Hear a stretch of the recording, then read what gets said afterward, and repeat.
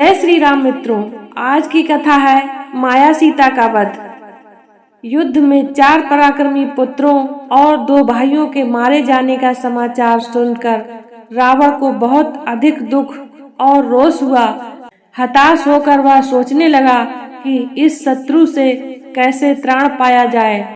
अत्यधिक चिंतन करने पर भी उसे कोई मुक्ति नहीं सूझ रही थी। अंत में उसने मेघनाद को बुलाकर कहा, हे पुत्र, शत्रुओं ने अपनी सेना से सभी श्रेष्ठ योद्धाओं को एक एक करके मार डाला है।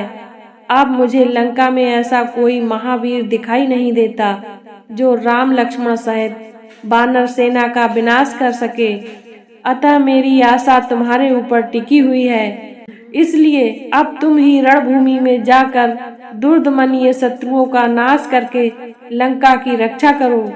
तुमने महापराक्रमी इंद्र को भी परास्त किया है तथा तुम सब प्रकार की युद्ध कला में प्रवीण हो, इसलिए तुम ही उनका विनाश कर सकते हो।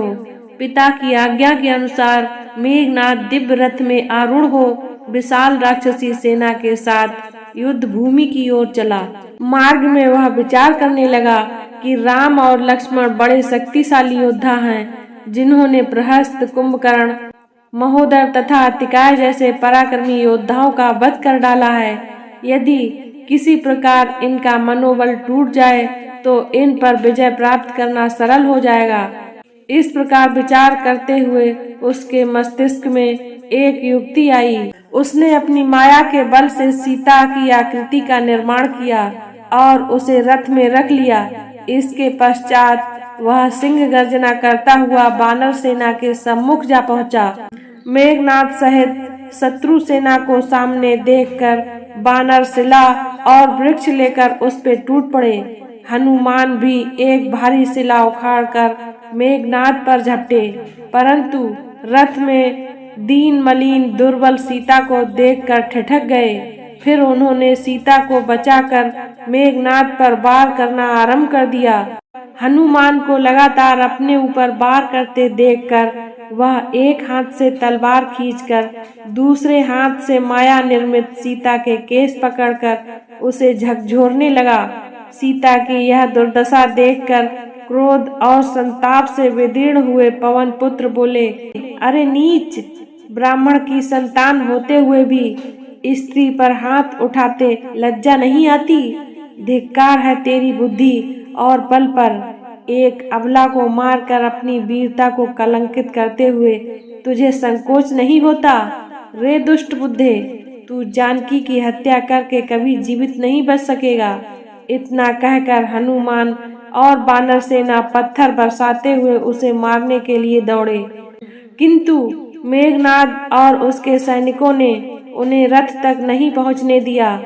उनके सारे प्रयत्नों को निष्फल कर दिया।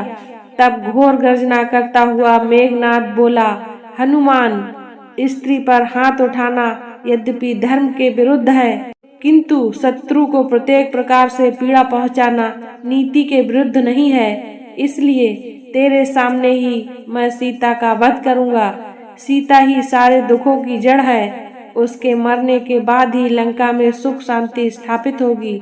यह कहकर उसने माया से बनी सीता का सिर काट दिया।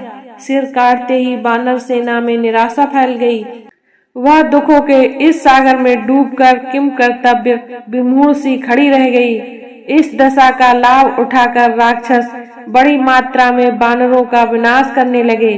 उधर हनुमान ने दुखी होकर रामचंद्र जी को समाचार दिया कि मेघनाद ने हमारे सामने सीता जी का सिर तलवार से काट दिया, और वे हाय राम कहती हुई स्वर्ग सिधार गईं।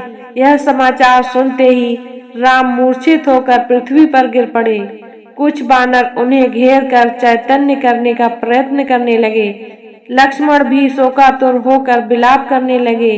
साथ ही वे अपने बड़े भाई को होश में लाने की चेष्टा भी करते जाते थे।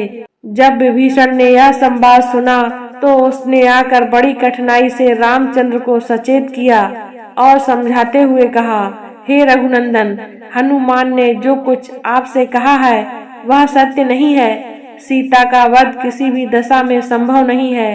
रावण ऐसा कभी नहीं करेगा।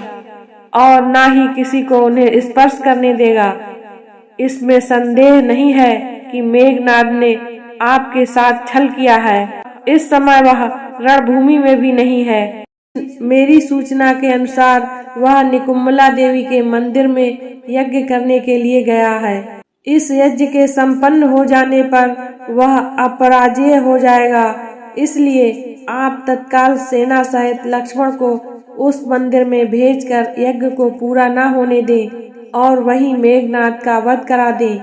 आप लक्ष्मण को आज्ञा दें, मैं भी उनके साथ जाऊंगा। आज यज्ञ पूर्ण होने से पहले मेघनाद का वध हो जाना चाहिए। आज की कथा को यहीं पर विराम देते हैं। कथा को पूरा सुनने के लिए धन्यवाद। इससे आगे की कथा है लक्ष्मण मेघनाद युद्ध।